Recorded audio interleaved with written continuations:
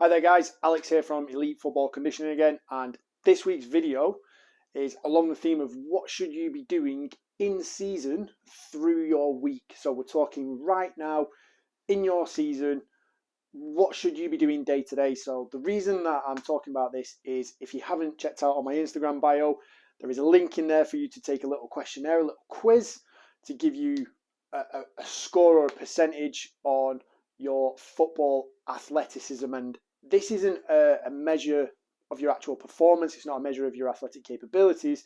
It's a measure of, are you doing everything you can to maximize your athletic capabilities to help you perform even better on the pitch? So I'm just going to take you through a standard week, assuming you're not playing full time. If you're training twice a week, let's just say it's a Tuesday and a Thursday, they seem to be fairly standard as a split. So you train Tuesday, train Thursday, and then you probably have a game on Saturday. So how does this look all the way through Monday, Tuesday, Wednesday, Thursday, Friday, Saturday, and Sunday? What should you be doing? Well, the first thing you should know about me is I'm a massive, massive believer in that you don't take days off. You don't get time off where you just do nothing and don't look at improving yourself in some way.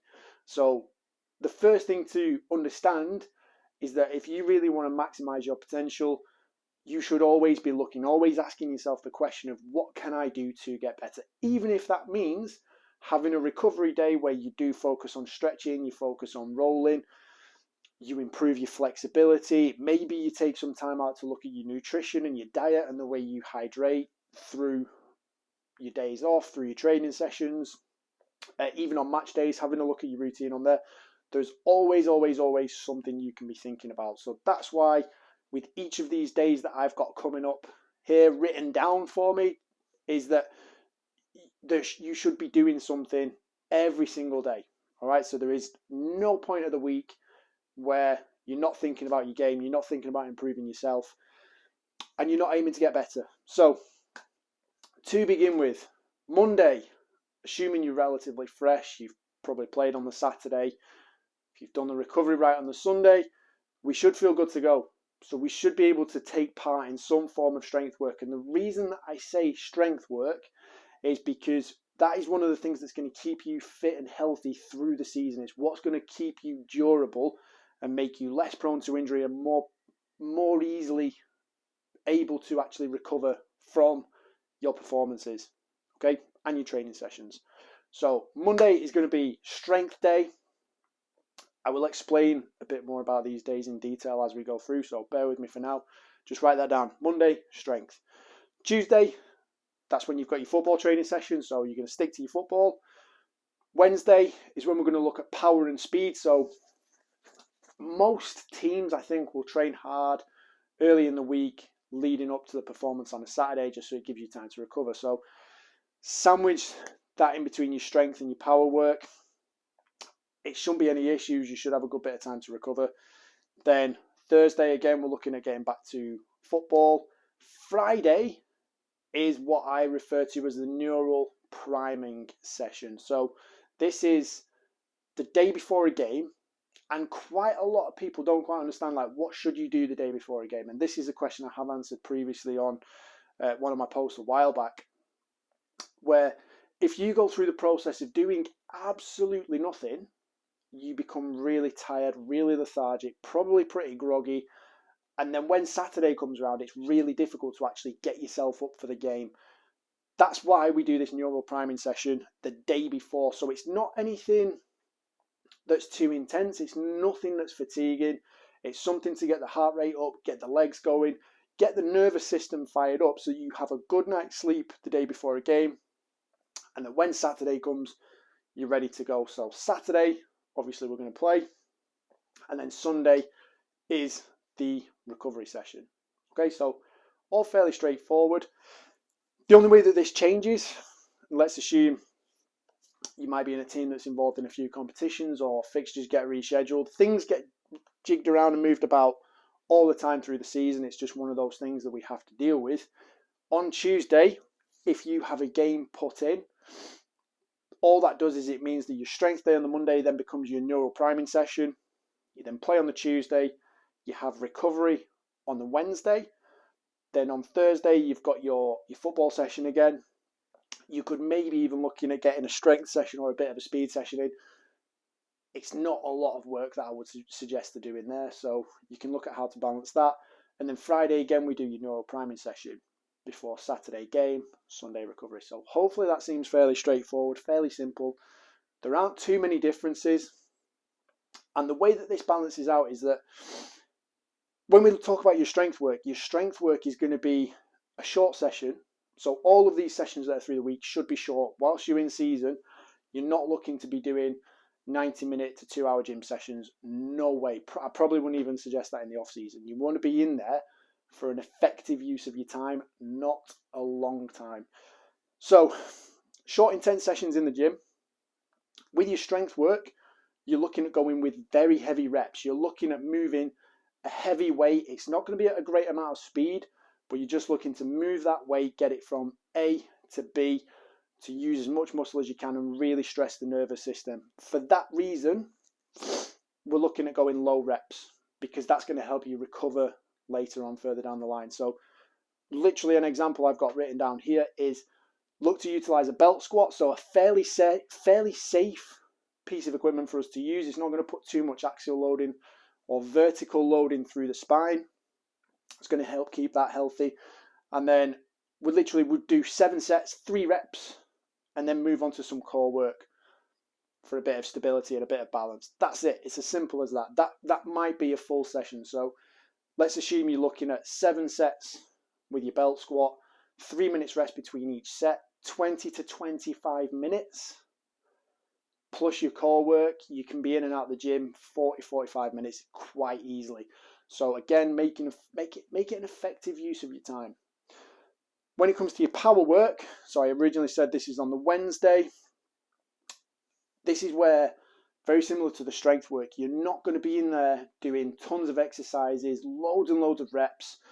You're going to keep it very simple. The way that this changes compared to your strength work is that the exercises are just going to be done at a higher speed. So not as heavy with the weight, but you're moving fast. And this is where a lot of people make the mistake of, because the weight's lighter and they're trying to move it fast, is they try and do more reps, which just drains the tank even further. And before you know it, you're not moving the weight quick enough to actually get the effect you need. So this might look something like doing a 10-meter sprint or a 30-meter sprint. You might do three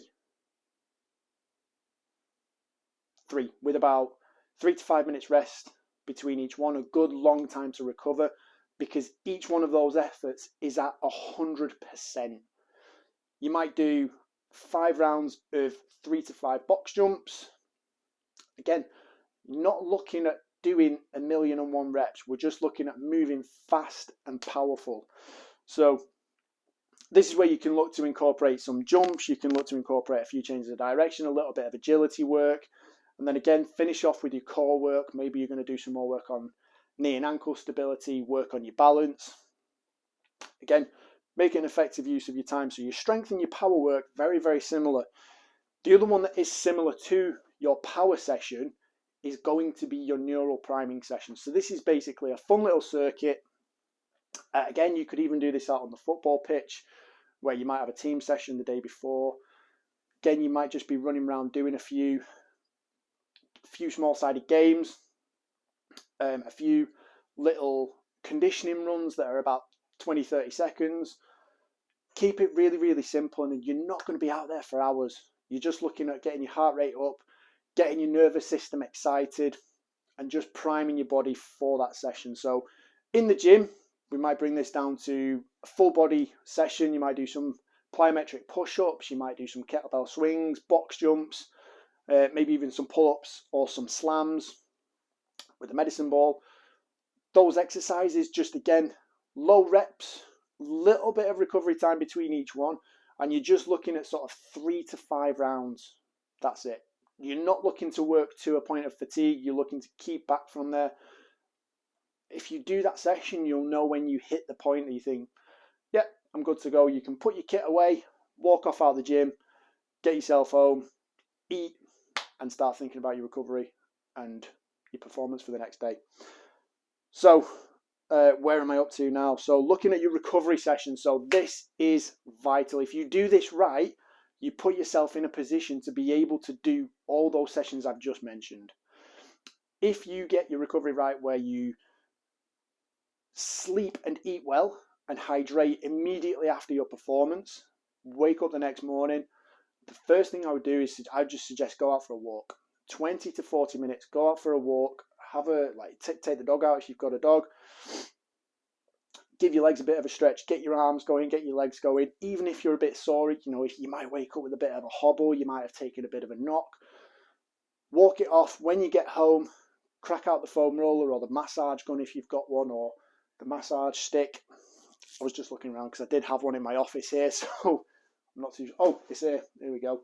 Crack out your massage stick, get working that through your quads, your calves, your hamstrings, and then have a good stretch.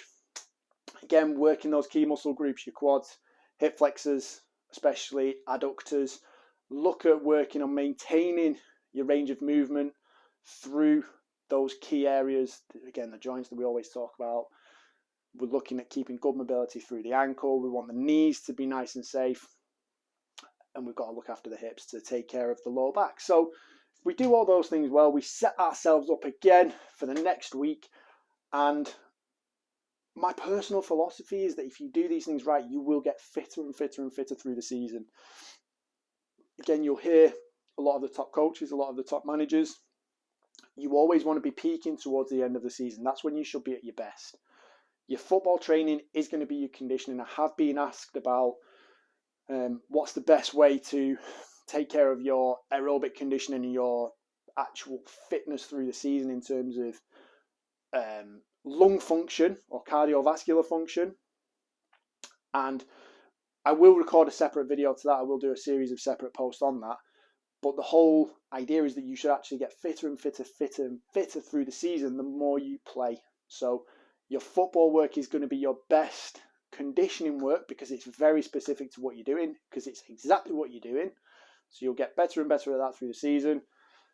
And this stuff is to take care of making sure you're able to be on the pitch and you are working towards that peak performance for the end of the season, when there will hopefully be titles on the line, cups on the line, promotions on the line, or even if you're at a younger age group, maybe you're looking at moving up to the next level in terms of a scholarship or a pro contract, or you never know. So if this has raised more questions for you and you're thinking, what the hell is he on about?